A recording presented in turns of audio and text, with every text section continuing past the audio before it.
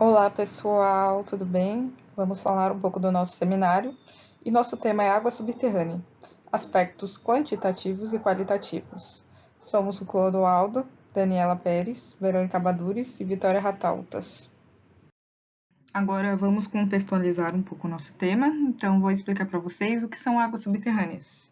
Então, água subterrânea é a parcela de água que permanece no subsolo, abaixo do solo, onde é armazenada em poros e fraturas existentes em rochas e grãos do solo. Ela flui lentamente até descarregar em corpos de água de superfícies, como rios e lagos, e ser interceptada por raízes de plantas ou ser extraída através de poços. Então, essa água ela é invisível aos nossos olhos, mas ela tem papel essencial para a manutenção da umidade do solo, no abastecimento e fluxo dos rios, lagos, brejos, que são os wetlands, produção de bens e consumos e abastecimento humano. Então, nosso seminário é um pouco para abordar esse tema de águas subterrâneas.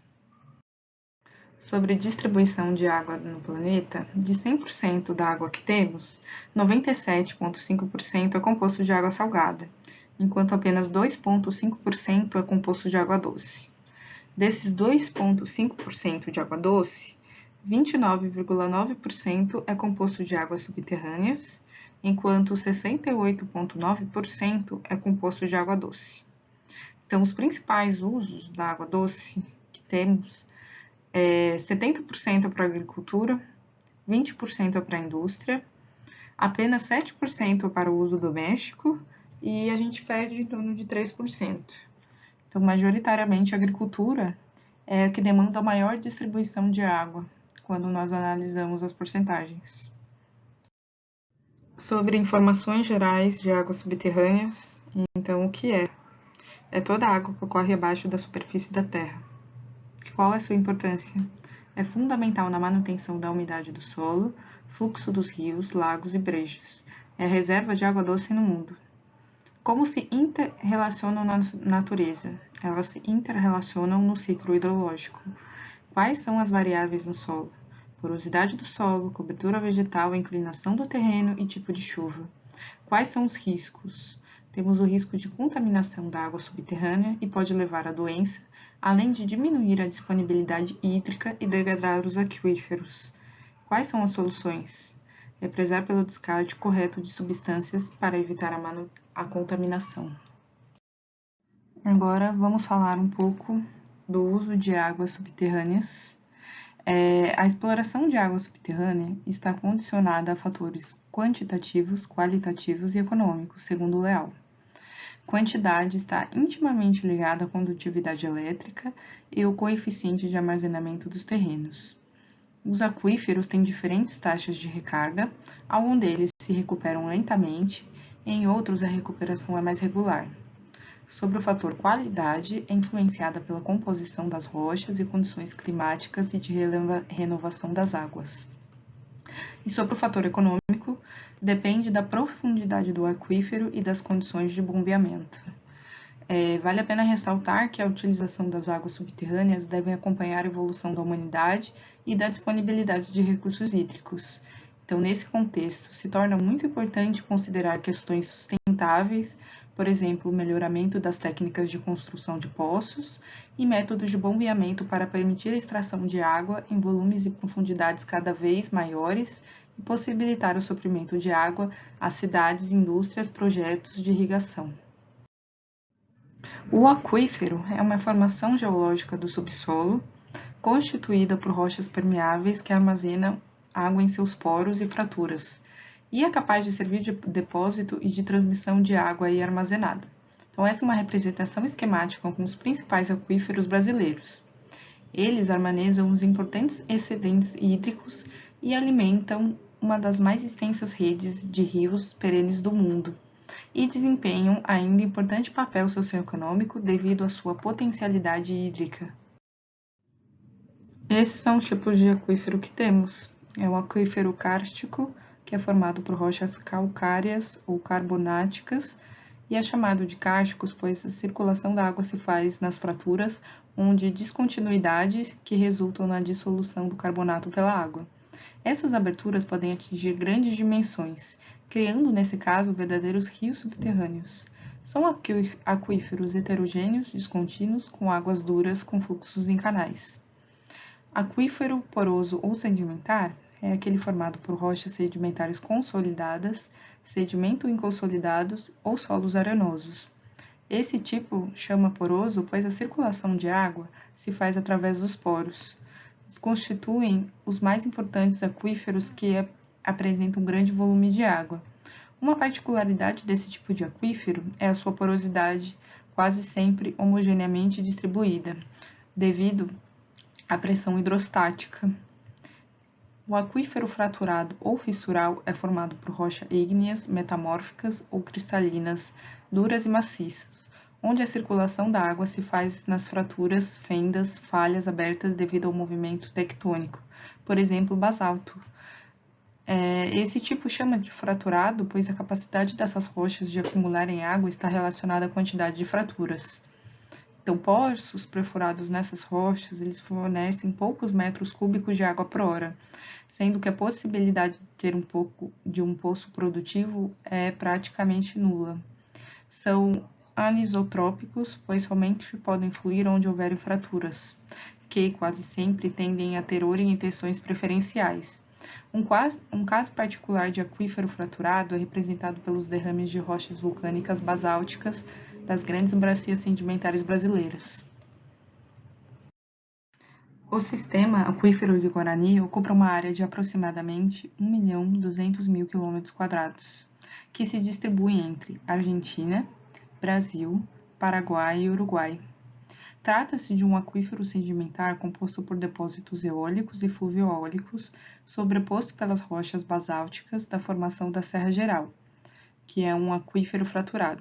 Conforme demonstra na figura abaixo, o aquífero confinado em 90% da sua área total, que são as porções em verde claro, e as áreas em verde escuro são as áreas de afloramento, que correspondem a aproximadamente 124.000 km², que equivalem a apenas 10% da área total. A maior porção do aquífero se encontra em território brasileiro, em torno de 61%. Considerando a região, no território brasileiro, o aquífero se estende por 8 estados. O Brasil é o principal usuário dos recursos hídricos, consumindo 93,6% do volume total extraído, com destaque para o estado de São Paulo, que corresponde a 80% desse uso.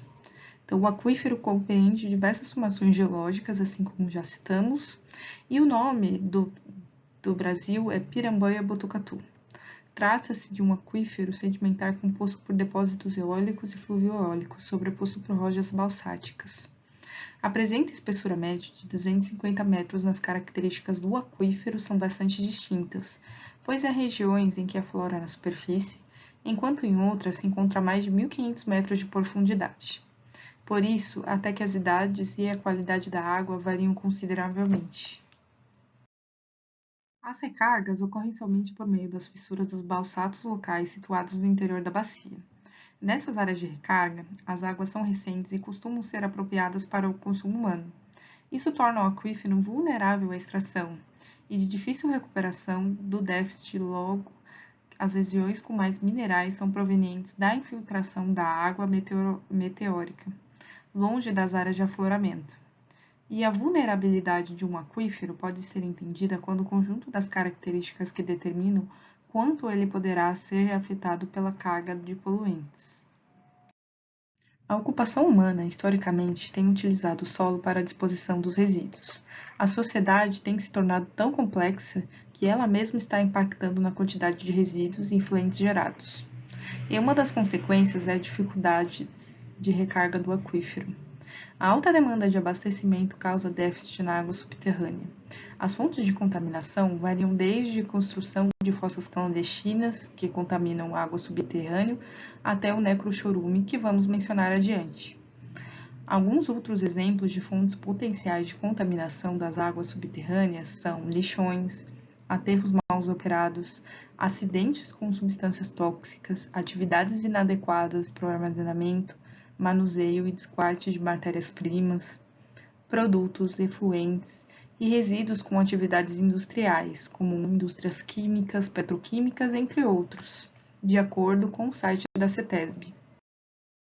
As áreas desse aquífero são predominantemente bicarbonatas cálcicas e apresentam temperaturas entre 22 a 27 graus Celsius, pH de 5,4 a 9,2 e salinidade inferior a 50 mg por litro, na área de aflorante. Na área confinada, a temperatura varia entre 22 a 59,7 graus Celsius e o pH de 6,3 a 9,8 e a salinidade entre 50 e 500 mg por litro. Os valores de temperatura, pH, salinidade e íons de cloreto, sulfato e sódio aumentam no sentido do confinamento. Nesse slide, nós trazemos a resolução 396 do CONAMA, em que enquadra por classes a classificação e destino das águas subterrâneas. Então, de acordo com a recarga ascendente, misturando todas as águas do aquífero fraturado com as águas do aquífero sotopostos, é enquadrado pela maioria como classe 2 e 3 e representam as águas típicas do sistema aquífero do Guarani. E alguns trechos é enquadrado como classe 4, de menor valor, e refere-se a águas mais jovens que infiltram no aquífero por recarga meteórica através do manto de alteração de rochas vulcânicas. Então, predominantemente, a classe está enquadrada como 2 e 3. Mas, claro, de acordo com os postos de monitoramento, cada lugar vai ter uma classificação. Né? Aqui a gente está falando do geral. O necrochorume é um líquido resultado da decomposição de cadáveres. Ele é constituído basicamente de 60% de água, 30% de sais minerais e 10% de matéria orgânica.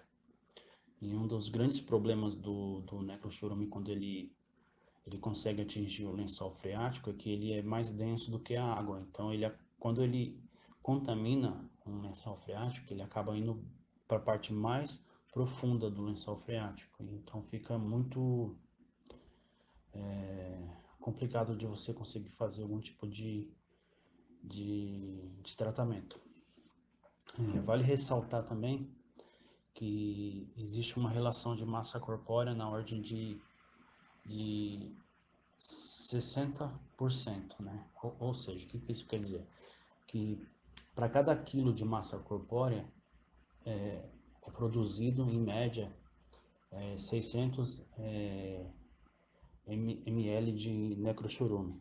A resolução CONAMA que trata da implantação, operação e instalação de cemitérios, ela é de 2003 e posteriormente teve uma outra resolução que promulgou alguns dispositivos em março de 2006. Mas qual que é o problema disso tudo?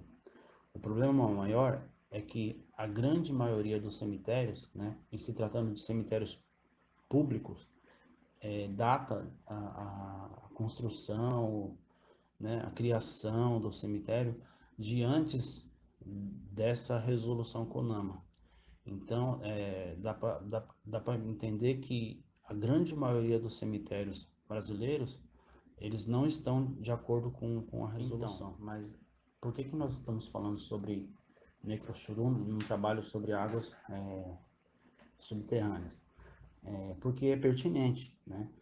Especialmente nessa época, né, que estamos passando por uma pandemia e que por conta da pandemia, os cemitérios brasileiros, né, especialmente no caso aqui a gente vai estar falando da cidade de São Paulo, ele está tendo que enterrar muitos cadáveres num espaço curto de tempo.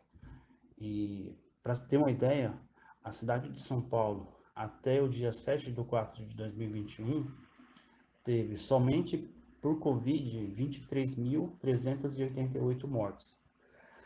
Se a gente levar em consideração aquela relação massa corpórea de 0,6 litros, dá para a gente estimar que teve uma produção só na cidade de São Paulo de mais de 14 mil litros de necrochorume durante esse ano da pandemia, só levando em consideração os mortos pela Covid. Então, é bem pertinente esse tema de necrochorume.